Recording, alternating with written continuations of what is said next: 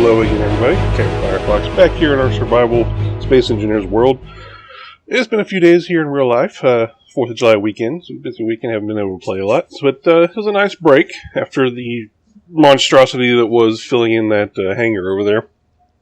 But I guess I'm having a hard time breathing sitting in this chair because the screen keeps popping around. I don't really know what's going on. But I thought I'd check out the new view from the window thingy. Anyways, enough of that relaxing crap. Time to get back to work. We've got us a big old ship to build. Now, let me make sure I got some steel plates before I go back out there. I'm glad I checked. That should do me. Now it's time to get to work. So the idea today is to make this not look like a giant box. Might work on the bridge, might work on the rest of the ship. I don't really know. We'll see where it takes us. I still don't have a real good idea what I'm going to do with this thing, because right now it's probably a lot bigger than it needs to be. But this should provide all the space I need to work in space and on the next planet we make it to, assuming we ever get there. So, it's time to get to work, start designing, and I'll check back in a little bit and see what we got going.